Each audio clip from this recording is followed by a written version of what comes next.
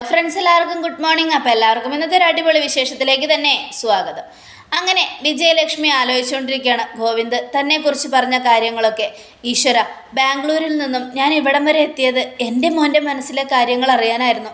എന്തായാലും ഞാൻ ആഗ്രഹിച്ചതുപോലെ അതൊക്കെ നടന്നു. അവൻ്റെ മനസ്സിൽ എന്നോടുള്ള ഇഷ്ടം രാധികയോട് തുറന്നു പറഞ്ഞു.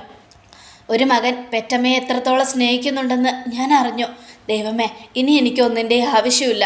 പക്ഷേ അവൻ പറഞ്ഞ വാക്കുകൾ, രഞ്ജുവിനെ അവൻ കൊല്ലുമെന്ന്. ദൈവമേ, അനാർക്കലിയുടെ മകളെ കൊല്ലുമെന്ന് അവൻ എടുത്തു പറയുമ്പോഴും അനാർക്കലിയുടെ മകളാണ് അടുത്ത് നിൽക്കുന്നതെന്ന് അവൻ അറിഞ്ഞാൽ രഞ്ജുവിന് ആപത്താണല്ലോ. ഈശ്വര, അവൻ ആ പറഞ്ഞത് ശരിയായില്ല. ഒരിക്കലും അവൻ അങ്ങനെ ചെയ്യാൻ പാടില്ല. ഒരു ശത്രുവിനെയും ഇല്ലാതാക്കുന്നത് ശരിയല്ല. കൊല്ലുക എന്നുള്ളത് പാപമാണ്. അതൊരിക്കലും ചെയ്യാൻ പാടില്ല എന്നൊക്കെ പറഞ്ഞുകൊണ്ട് വിജയലക്ഷ്മി നേരെ ദേവിക്ക് മുൻപിൽ പോയി നിൽക്കുക. കൈകൂപ്പി, ദേവി, എനിക്കെൻ്റെ ശിവയെ തന്നത് നീയല്ലേ? എന്നിട്ടും ആ ശിവയുടെ കാര്യത്തിൽ എന്തിനാ ഇങ്ങനെയുള്ള വേദനകൾ എനിക്ക് നീ തന്നുകൊണ്ടിരിക്കുന്നേ?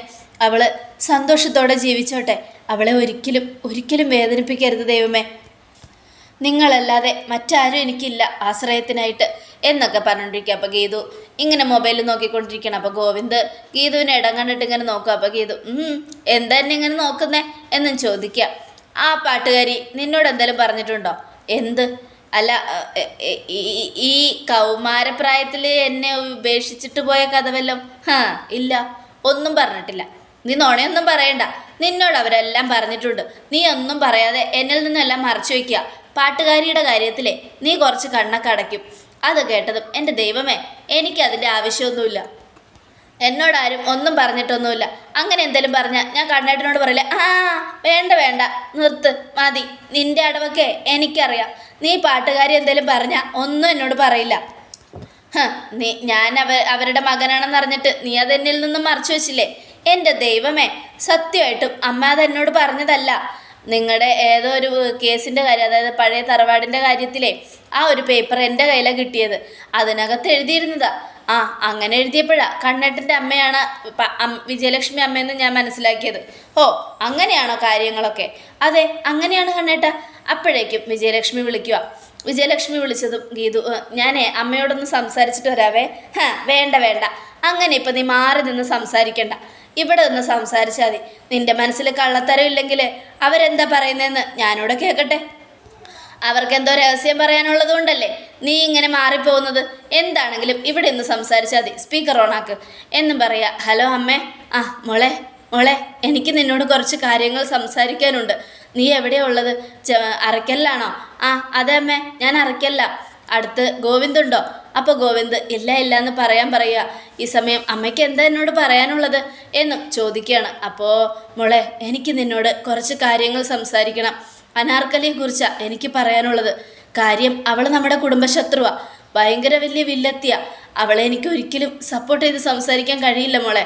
അവളെ എനിക്ക് ഭയങ്കര വെറുപ്പാണ്. അവളെ എനിക്ക് ഇഷ്ടമല്ല. പിന്നെ അവളെക്കുറിച്ച് കാര്യങ്ങൾ പറയുന്നത് എന്തിനാണെന്ന് നീ എന്നോട് ചോദിക്കരുത്. എന്നോട് ദേഷ്യപ്പെടരുത്. എത്രയൊക്കെ ആയാലും ഒരു മൃഗത്തിന് പോലും തൻ്റെ സ്വന്തം കുഞ്ഞിനോട് ഭയങ്കര സ്നേഹമായിരിക്കും. അതുപോലെ തന്നെയാണ് അനാർക്കലിയുടെ കാര്യം. അവൾ എത്ര വലിയ വില്ലത്തിയാണെങ്കിലും നമ്മുടെ കുടുംബത്തെ തകർത്തവളാണെങ്കിലും അവൾക്കും ഉണ്ടായിരുന്ന ഒരു മകള്. ആ മകളെ അവൾക്ക് ജീവനായിരുന്നു. ജീവനെന്ന് വെച്ചാൽ വെറുതെ ഒന്നുമല്ല. അവൾ പൊന്നുപോലെ ഉള്ളം കൈ കൊണ്ടാണ് നടന്നിരുന്നത്. ആ കുഞ്ഞിനെ അവൾ സ്നേഹിച്ചതൊക്കെ ഞാൻ കണ്ടിട്ടുണ്ട് മോളെ. ഏതെങ്കിലും ഒരു ദുഷ്ടത്തിക്ക് ഇങ്ങനെയൊക്കെ ചെയ്യാൻ പറ്റുമെന്ന് ഞാൻ ചിന്തിച്ചിട്ടുണ്ട്. അവൾ ആ കുഞ്ഞിനെ സ്നേഹിക്കുമ്പോഴാണ് അവളുടെ ഉള്ളിലും ഹൃദയം ഉണ്ടെന്ന് ഞാൻ ആലോചിക്കുന്നത്, മനസ്സിലാക്കുന്നത്. അങ്ങനെയുള്ളപ്പോൾ ആ കണ്ണൻ പറഞ്ഞത് ശരിയായില്ല മോളെ. ഗോവിന്ദ് ഒരിക്കലും അങ്ങനെ പറയാൻ പാടില്ലായിരുന്നു. അവളുടെ മുന്നിൽ വെച്ച് അവൾ നൊന്ത് പ്രസവിച്ച കുഞ്ഞിനെ കൊല്ലുമെന്ന് പറയാൻ പാടില്ലായിരുന്നു മോളെ. അതെനിക്ക് നല്ല സങ്കടമുണ്ട്. ഒരു പെറ്റമ്മയുടെ മുഖത്ത് നോക്കിയും തൻ്റെ കുഞ്ഞിനെ ഇല്ലാതാക്കുമെന്ന് പറഞ്ഞാൽ അതൊരു മൃഗമാണെങ്കിൽ പോലും അവർ കടിച്ചു കീറും, എത്ര പാവം മൃഗമാണെങ്കിലും. അതുകൊണ്ട് അങ്ങനെയൊന്നും പറയാൻ പാടില്ല എന്ന് നീ നിൻ്റെ കണ്ണേട്ടനോട് പറഞ്ഞു മനസ്സിലാക്കി കൊടുക്കണം. ഇല്ലമ്മേ, ഈ കാര്യത്തിൽ അമ്മയോടൊപ്പം നിൽക്കാൻ എനിക്ക് കഴിയില്ല. അനാർക്കലി നമ്മുടെ കുടുംബശത്രുവാ. അവരുടെ കുഞ്ഞിനെ ഇതോടുകൂടെ തീർക്കണം. ഇനി ഒരാളും അവരുടെ ഇതിലുണ്ടാവാൻ പാടില്ല. കാരണം തലമുറകൾ വരുംതോറും ശത്രുതകൾ കൂടും. അതുകൊണ്ട് ഇനി അമ്മ അനാർക്കലിയുടെ മകളെ സപ്പോർട്ട് ചെയ്യണ്ട. കണ്ണേട്ടൻ കൊല്ലുമെന്നല്ലേ പറഞ്ഞുള്ളൂ, കൊന്നില്ലല്ലോ. അതുകൊണ്ട് അത് വിചാരിച്ച് ആശ്വസിക്കേ. അല്ലാതെ കണ്ണേട്ടൻ്റെ സ്വഭാവം അമ്മയ്ക്ക് അറിയാൻ പാടില്ലാഞ്ഞിട്ടല്ല. എന്തിനു വേണ്ടിയാണ് കണ്ണേട്ടൻ അങ്ങനെ പറഞ്ഞത്? നമ്മുടെ എൻ്റെ കുഞ്ഞിനും രഞ്ജുവിൻ്റെയും രേഖേച്ചിയുടെയും കുഞ്ഞിനൊന്നും ഒരാപത്ത് സംഭവിക്കാതിരിക്കാനാ. അങ്ങനെ അനാർക്കലിയുടെ തലമുറ ഇനി ജീവിച്ചിരുന്നാൽ ഉറപ്പായിട്ടും നമ്മുടെ അതുകൊണ്ട് ഒരിക്കലും അവരുടെ കാര്യങ്ങൾ ഇനി എടുത്തിടണ്ട. അവരെ അമ്മ സപ്പോർട്ടും ചെയ്യണ്ട. കണ്ണേട്ടനോടൊപ്പം ഞാൻ നിൽക്കും. കാരണം ഈ ഒരു കാര്യത്തിൽ എനിക്ക് അനാർക്കലിയെ സപ്പോർട്ട് ചെയ്യാൻ കഴിയില്ല എന്നൊക്കെ പറഞ്ഞുകൊണ്ട് നമ്മുടെ ഗീതു അങ്ങനെ നിൽക്കുക. ഈശ്വര, ഞാനിവളോട് എങ്ങനെ പറയും? എല്ലാം പറഞ്ഞേ മതിയാകും. പറഞ്ഞില്ലെങ്കിൽ അവൾക്കത് വലിയ സങ്കടമാവും. അപ്പോൾ നമ്മുടെ ഗീതു, അമ്മേ, ഈ കാര്യം പറയാനാണ് അമ്മ എന്നെ വിളിച്ചെങ്കിൽ വിളിക്കണ്ടായിരുന്നു. അനാർക്കലിയുടെ ഒരു കാര്യവും കേൾക്കാൻ എനിക്ക് ഇഷ്ടമില്ല. പക്ഷെ മോളെ, അതൊരു കൊച്ചായിരുന്നില്ലേ? അനാർക്കലി പാപം ചെയ്തു എന്ന് കരുതി ആ കൊച്ചെന്ത് പഴിച്ചു? അതിനറിയില്ലല്ലോ എന്താണ് സംഭവമെന്ന്. ആരെയും ദ്രോഹിക്കാനും ചതിക്കാനും കഴിയാത്ത പാവങ്ങളവർ ആയിരിക്കും ചിലപ്പോൾ ആ കുട്ടി. അങ്ങനെ ആയിരിക്കും വളർന്നത്. പെട്ടെന്നൊരു സുപ്രഭാതത്തിൽ അവൾ ജീവന് തുല്യം സ്നേഹിച്ച ആ കുഞ്ഞ് മാഞ്ഞു പോകുമ്പോൾ അവൾക്ക് എന്തുമാത്രം വേദന ഉണ്ടായി കാണും, എത്ര വിഷമിച്ച് കാണും. അതൊക്കെ ഒന്ന് നമ്മൾ ചിന്തിക്കണ്ടേ മോളെ? വേണ്ടമ്മേ, ഇനി അനാർക്കലിയുടെ കാര്യത്തിൽ ഒരു സ്നേഹവും സിമ്പതിയും അമ്മ കാണിക്കണ്ട. ഇല്ല, ഒരിക്കലുമില്ല. അവളുടെ കാര്യത്തിൽ ഒരു സ്നേഹവും സിമ്പതിയും എനിക്കില്ല. പക്ഷേ എനിക്ക് ആ കുഞ്ഞിൻ്റെ കാര്യം ഓർത്തിട്ടാ മോളെ. അവളും ശിവയൊക്കെ ഒരേ പ്രായമാണ്. കാരണം ആ കുഞ്ഞ് അവളുടെ കയ്യിലുണ്ടായിരുന്നപ്പോഴും ശിവയും അതേ പ്രായം തന്നെയായിരുന്നു. അതുകൊണ്ടാണ് ഞാൻ പറഞ്ഞത്. എനിക്ക് ആ കുഞ്ഞിനെ ഓർക്കുമ്പോൾ ശിവയുടെ കാര്യം ഓർമ്മ വരുന്നത്. ഒരിക്കലും ഒരു കൊലപാതകത്തെക്കുറിച്ച് ഗോവിന്ദ് സംസാരിക്കരുത്. അവനൊരു കൊലപാതകിയായി മാറരുത്. അതിനു വേണ്ടിയാ മോളെ ഞാൻ ഇത്രയൊക്കെ പറയുന്നത്. എനിക്കറിയാമേ, അമ്മ വിഷമിക്കേണ്ട. എന്തായാലും ഇനി അനാർക്കലിയെക്കുറിച്ച് നമുക്കൊന്നേ പറയാനുള്ളൂ. ഇനി അനാർക്കലിയെ കുറിച്ച് കൂടുതൽ സംസാരം വേണ്ട. ശരി മോളെ എന്നും പറഞ്ഞുകൊണ്ട് നമ്മുടെ വിജയലക്ഷ്മി ഫോൺ കട്ട് ചെയ്യുവാണ്. ഈ സമയം ഗോവിന്ദന് ഭയങ്കര സന്തോഷമായി. തൻ്റെ അമ്മ ഒരിക്കലും അനാർക്കലിയെ സപ്പോർട്ട് ചെയ്യുന്നില്ല എന്ന് ഗോവിന്ദന് മനസ്സിലായി. ആ സന്തോഷത്തോടെ ഗോവിന്ദ് ചിരിക്കുക. ഇപ്പം എന്തായി? ഇത്രയും നേരം അമ്മയെക്കുറിച്ച് സംശയമായിരുന്നില്ലേ? ഇപ്പം എങ്ങനെയുണ്ട്? ഒരിക്കലും തൻ്റെ മകൻ ഒരു കൊലപാതകയാകരുതെന്നേ ആ അമ്മ ചിന്തിക്കുന്നുള്ളൂ. എനിക്കറിയാം. പക്ഷേ അവരെന്തൊക്കെയോ എന്നിൽ നിന്നും മറയ്ക്കുന്നുണ്ട്. അതെന്താണെന്ന് എനിക്ക് കണ്ടുപിടിക്കണം. പിന്നെ ഞാനൊരു കാര്യം പറയാം. എൻ്റെ രഞ്ജു ഒരിക്കലും എൻ്റെ ശത്രുവിനെ സ്നേഹിക്കില്ല. അവൾ എൻ്റെ ചോരയാണ്. അങ്ങനെയുള്ളപ്പോൾ അവൾക്കൊരിക്കലും എൻ്റെ ശത്രുവിനെ സ്നേഹിക്കാൻ കഴിയില്ല. കണ്ടതല്ലേ അവൾ അവരെ ആട്ടിപ്പായിച്ച് വിട്ടത്? അതുപോലെ തന്നെയാണ് കാര്യങ്ങൾ നടക്കാൻ പോകുന്നത്. ഇനി എൻ്റെ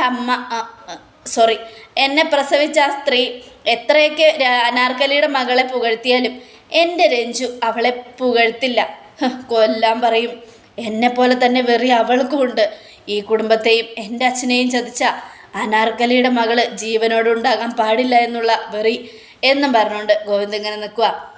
ഈ സമയം പിന്നീട് കാണിക്കുന്നത് നമ്മുടെ വിജയലക്ഷ്മി അതൊക്കെ ഓർത്തിങ്ങനെ വിഷമിച്ചിരിക്കുക. ദൈവമേ, ഈ കാര്യം ഞാൻ ഗീതുവിനോട് പറയാമെന്നാണ് വിചാരിച്ചത്. പക്ഷേ ഗോവിന്ദനെ പോലെ തന്നെ അനാർക്കലിയുടെ മകളോട് അവളും ദേഷ്യം കാണിക്കുകയാണല്ലോ.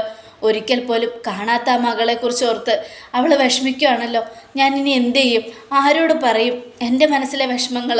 എങ്ങനെ ഇതിന് പരിഹാരം കാണും? ഒരിക്കലും ശിവയെക്കുറിച്ചുള്ള രഹസ്യങ്ങൾ ആരും അറിയാൻ പാടില്ല എന്ന് അങ്ങനെയാണോ ഞാൻ ചിന്തിക്കേണ്ടത്? അതെ, അവളിനി ആകെ കുറച്ച് ദിവസങ്ങൾ മാത്രമേ നമ്മുടെ കൂടെ ഉണ്ടാവൂ. അങ്ങനെയുള്ളപ്പോൾ ആ കുഞ്ഞിനെ ഒന്ന് സ്നേഹിക്കാനും ഒന്ന് താലോലിക്കാനും അനാർക്കലിക്ക് കഴിയോ? ഇല്ല, ഒരിക്കലും അനാർക്കലി എന്ന രാക്ഷസിയുടെ കയ്യിലേക്ക് ശിവയെ വിട്ടു കൊടുക്കില്ല ഞാൻ. എനിക്കങ്ങനെ അതിന് സാധിക്കില്ല.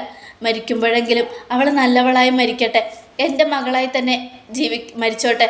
എങ്ങനെയാണ് എൻ്റെ മോള് ജനിച്ചതെന്ന് ആരുടെ ചോദ്യത്തിന് ഉത്തരം കൊടുക്കാനാകില്ല. അവിടെ ഞാൻ എൻ്റെ മോൻ്റെ മുൻപിൽ ചീത്തയായാലും കുഴപ്പമില്ല. ശിവയുടെ കാര്യം ആരോടും പറയരുത്, ആരും അറിയണ്ട എന്നൊക്കെ ആലോചിച്ചുകൊണ്ട് നിൽക്കുമ്പോൾ കോളിംഗ് ബെല്ലടിക്കുക.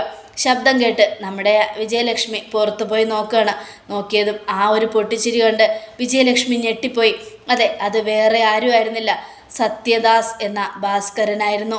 അനാർക്കലിയുടെ കൂടെ മാധവൻ നായരെ ചതിക്കുമ്പോൾ ഉണ്ടായിരുന്ന ആ മുഖം, ഒരു മാറ്റം പോലും സംഭവിക്കാതെയുള്ള ആ മുഖം കണ്ടതും വിജയലക്ഷ്മി ഷോക്കായി ഞെട്ടലോടുകൂടെ ഭാസ്കരനെ നോക്കി നിന്നു. ഓർമ്മയുണ്ടോ ഈ മുഖം? മറക്കാൻ സാധ്യതയില്ലെന്ന് തന്നെയാണ് എൻ്റെ വിശ്വാസം.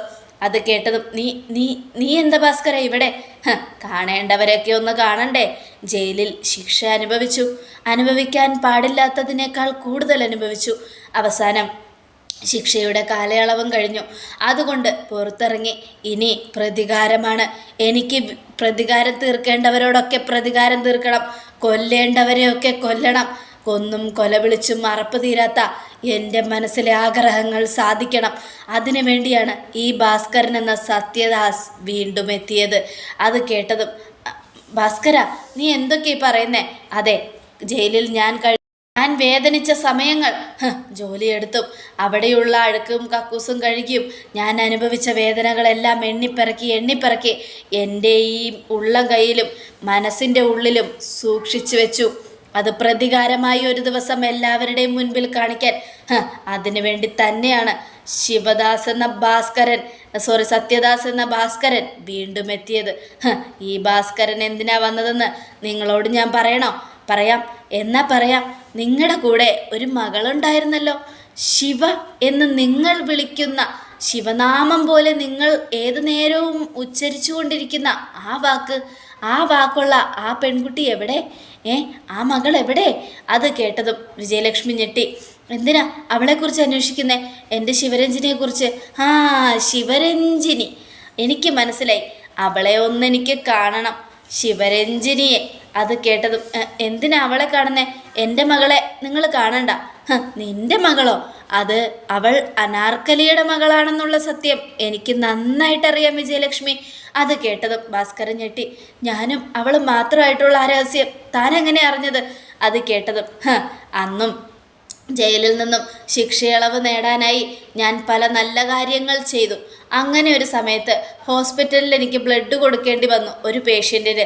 അപ്പോഴാണ് ബ്ലഡ് കൊടുക്കാനായി എന്നെ പോലീസുകാർ അങ്ങോട്ട് കൂട്ടിക്കൊണ്ടു പോയത്. അവിടെ വെച്ച് ഞാൻ അവരെ കണ്ടു, നിങ്ങളുടെ മകനെയും നിങ്ങളുടെ മരുമോളെയും. അവരുടെ സംസാരത്തിൽ നിന്നും എനിക്ക് മനസ്സിലായി ശിവരഞ്ജിനി നിങ്ങളുടെ മകൾ ആണെന്ന്. പക്ഷേ ആ ശിവരഞ്ജിനി നിങ്ങൾക്ക് എങ്ങനെയാണ് ജനിച്ചതെന്നുള്ള രഹസ്യം ഗോവിന്ദൻ അറിയില്ല. അതെ, ഒരിക്കലും മാധവനെ അല്ലാതെ മനസ്സിൽ മറ്റൊരാണിനെ ഒരിക്കലും മനസ്സിൽ പോലും കൊണ്ട് നടക്കാത്ത ഒരാളായ നിങ്ങൾ എങ്ങനെ ശിവരഞ്ജിനിയെ പ്രസവിക്കുമെന്ന് ഞാനും ചിന്തിച്ചു. പിന്നീടാണ് സത്യങ്ങളുടെ സത്യാവസ്ഥ എനിക്ക് മനസ്സിലായത്. അതെ, ശിവരഞ്ജിനി എന്ന് പറയുന്ന ശിവ അത് അനാർക്കലിയുടെ മകളാണെന്നുള്ള സത്യം ഞാൻ മനസ്സിലാക്കിയത്.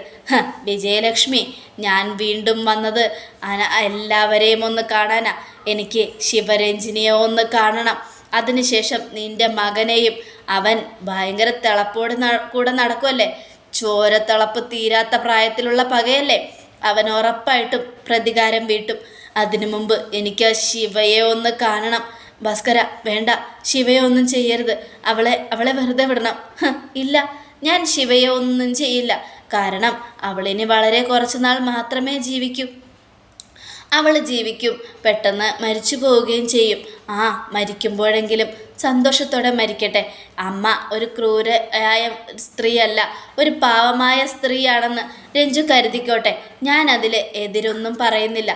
എനിക്കതിൽ സങ്കടവും ഇല്ല. എന്തൊക്കെ സംഭവിച്ചാലും ശരി, രഞ്ജുവിൻ്റെ കാര്യം, അവളുടെ രോഗം അവളെ അധികം നാൾ ജീവിക്കാൻ അനുവദിക്കില്ലല്ലോ. അതുകൊണ്ട് തന്നെ അവൾ ജീവിച്ചോട്ടെ, ഗോവിന്ദൻ്റെ പെങ്ങളായും നിങ്ങളുടെ മകളായും. പക്ഷേ ഭാസ്കരൻ ഇനിയും വരും. ഭാസ്കരൻ്റെ മനസ്സിലെ പ്രതികാരം ഒരുപാട് മുകളിലാണ്. ആ പ്രതികാരത്തിന് ഒരിക്കലും മരണമില്ല. ഭാസ്കരൻ പ്രതികാരം ചോദിക്കും നിങ്ങളുടെ മകനോട്. അവൻ എന്താ പറഞ്ഞത്? എന്നെ കൊല്ലുമെന്ന്. ഈ ഭാസ്കരൻ ഒരിക്കലും തൻ്റെ മനസ്സിലെ ദേഷ്യവും പ്രതികാരവും അവസാനിപ്പിക്കില്ല. ശിവരഞ്ജിനിയുടെ മരണം, അവൾ സുഖമായി മരിക്കട്ടെ, സുഖമായി ഉറങ്ങട്ടെ.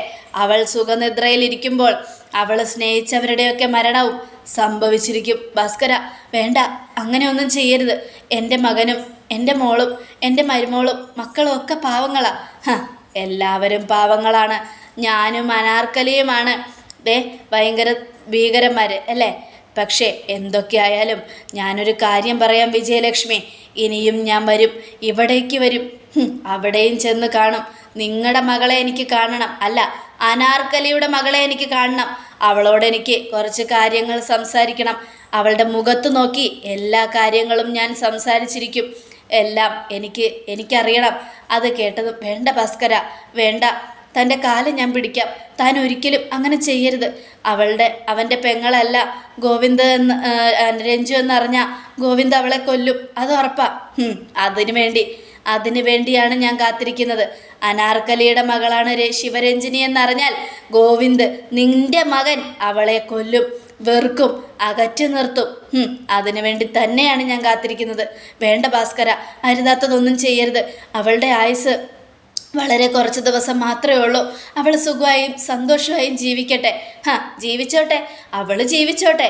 പക്ഷേ അവൾ ജീവിച്ചിരിക്കണമെങ്കിൽ ഞാനിനി അങ്ങോട്ട് കളിക്കാൻ പോകുന്ന എല്ലാ കളിയിലും നീ എൻ്റെ അടിമയായിരിക്കും വിജയലക്ഷ്മി, എൻ്റെ അടിമ.